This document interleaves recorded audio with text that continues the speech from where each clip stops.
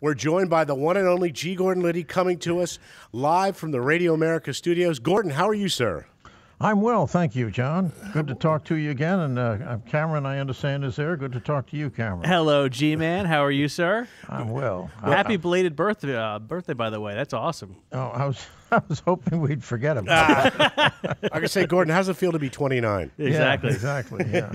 Well, you're nice enough to have me down during as part of your surprise birthday party in the air. And when Cameron and I were filling in for Cam Edwards this week on Cam and Company on NRA News here and Sirius XM Patriot, we thought maybe Gordon could spend a moment with us just chatting. And thanks for doing that. And thanks to this high technology, we got you hooked up via the ISDN. So it sounds like you're right next to us, so we appreciate that. It's like a time warp. It's like 1996. You're right here next to us. That's right. So we wanted to start with, being the time of year that it is. I mean, there's plenty going on right now. So let's start there, and then we'll kind of look at maybe some of the big stories and the big Second Amendment stories as well. But looking at what's happening on Capitol Hill, I mean, geez, I was just listening, coming into the office here, listening to the news about how, what a great time it's been for President Obama. All of a sudden, he's the comeback kid. And that sounds familiar, by the way, Gordon. Where have I heard that term, the comeback kid? Right. Before? Yeah, in the 90s with Clinton. With Bill Clinton. So what's your take on what's happening up during this lame duck session of Congress?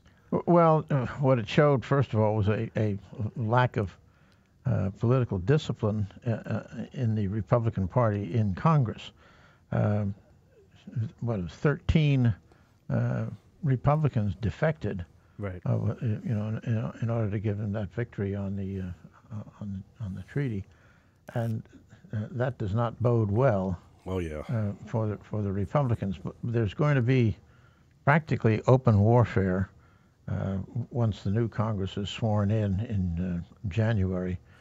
It's going to be the White House against the Republican Congress.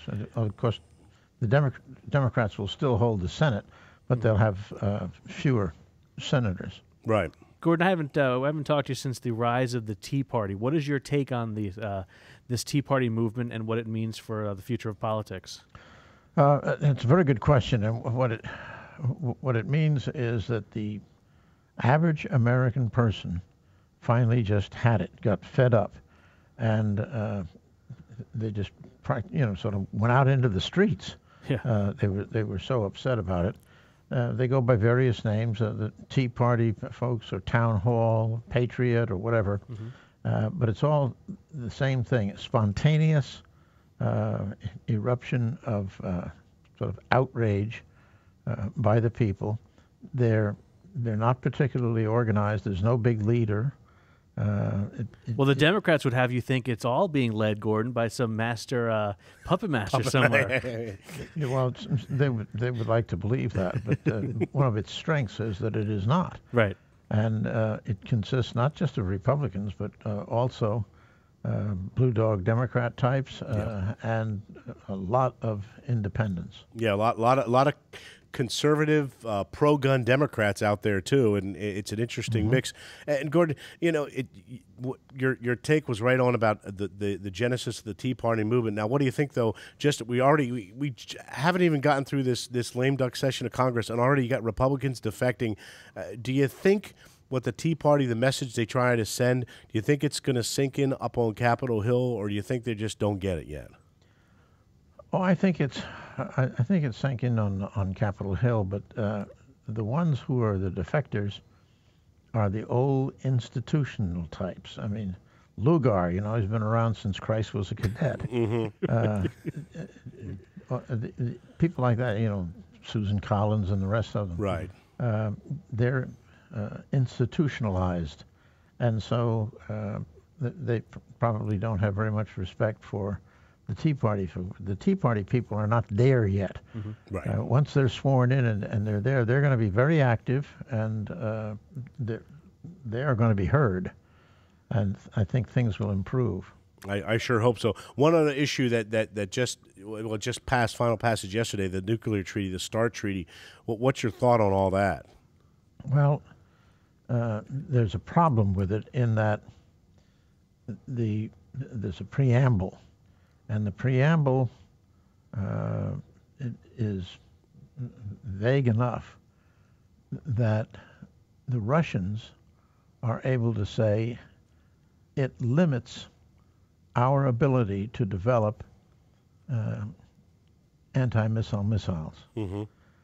We say no, it doesn't limit that ability, and so on. Now, what's going to happen is, at least I certainly hope it's going to happen, we will start to produce a missile shield.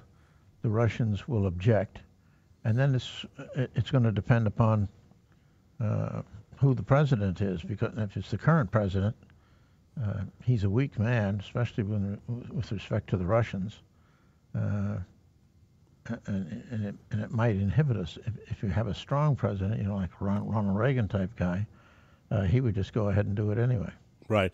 And Gordon, what do you perceive as more of a threat? Is it the Russians and getting a thing? Some other the take that some other commentators had was the more of a threat now are people like Al Qaeda and small countries with nuclear threats. What do you think is more of a threat right now to us as a country? The big threat is Iran, and they're already putting missiles that can reach southern U.S. Into Venezuela, for example. Right. They're very, very dangerous. Absolutely. Shifting gears a little bit, looking at some, what do you think is, at the end of the year, Gordon, is the sort of the state of the Second Amendment, our right to keep and bear arms in this country? A lot of interesting stories. We're just covering, Cameron and I, last couple of days, a story of Brian Aiken up in New Jersey, who was basically thrown in jail because of a firearm he had, and there's been some good news and bad news this year, some big Supreme Court cases. What's your thoughts on where the state of the Second Amendment is right now?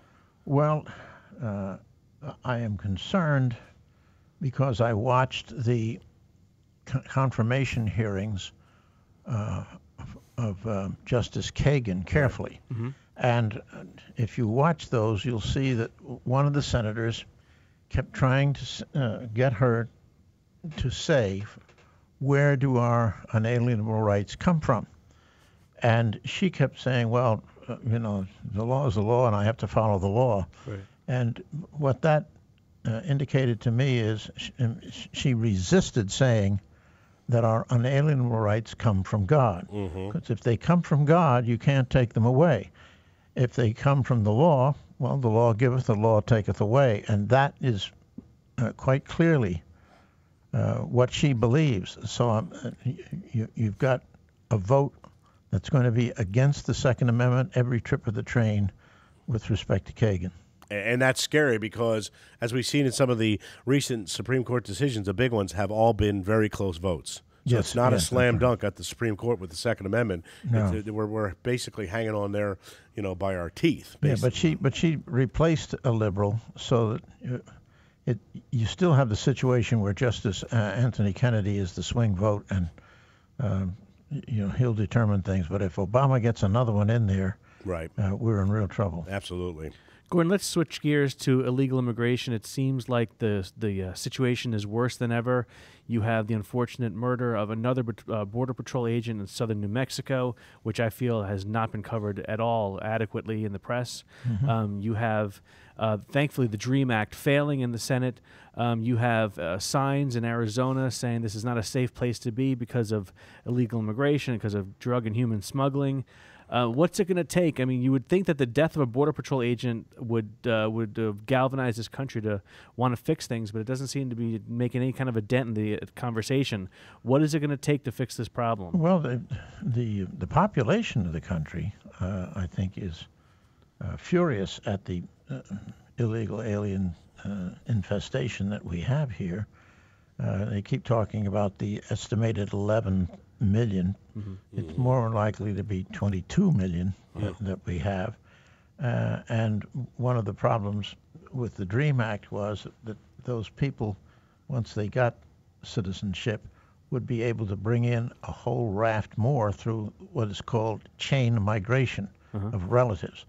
But remember, the Obama administration ideologically favors and politically favors open borders. They want to get all of these birds in here, right, run them down to the Department of Motor Vehicles and give them driver's licenses, and while they're there, use the motor voter law to, sign them all up as Democrats. Oh, yeah, absolutely. Bring them in.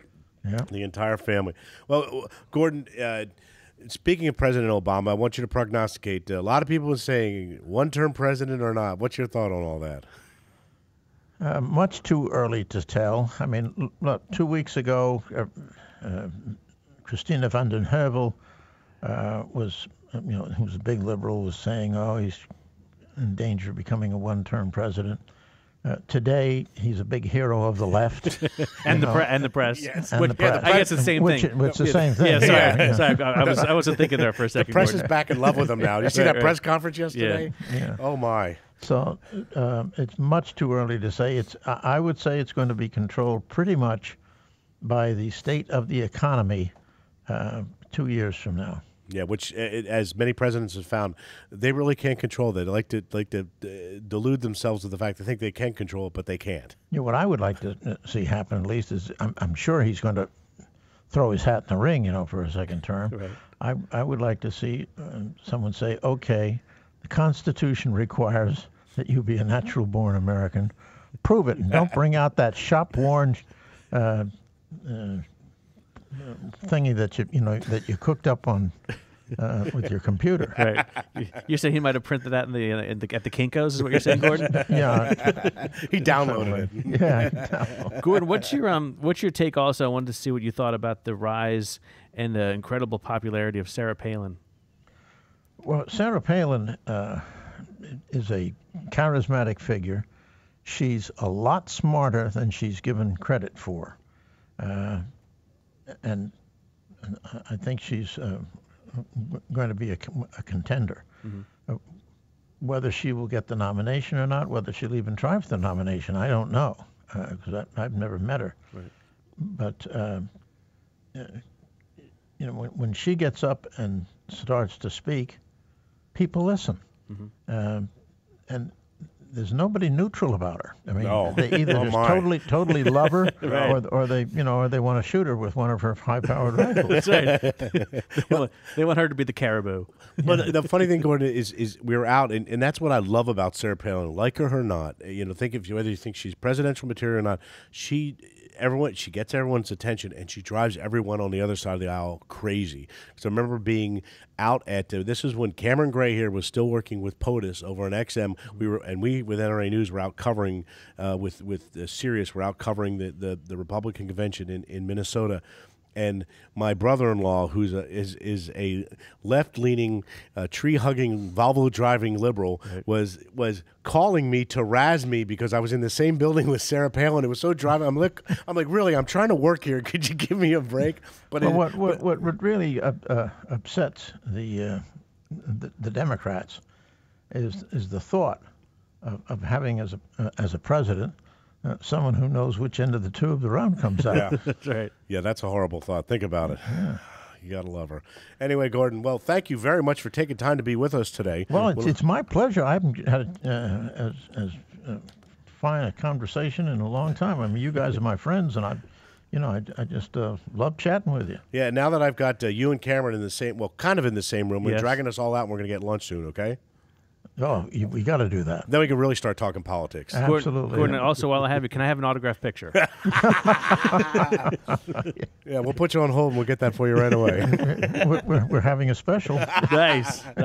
Gordon Liddy, you can catch him on the G. Gordon Liddy Show on Radio America. Our good friend Gordon, thank you very much. Have a Merry Christmas and a wonderful holiday season, sir. We'll talk to you soon. Merry Christmas and a Happy New Year to both of you. Thank you, Gordon. Thank you. Bye-bye.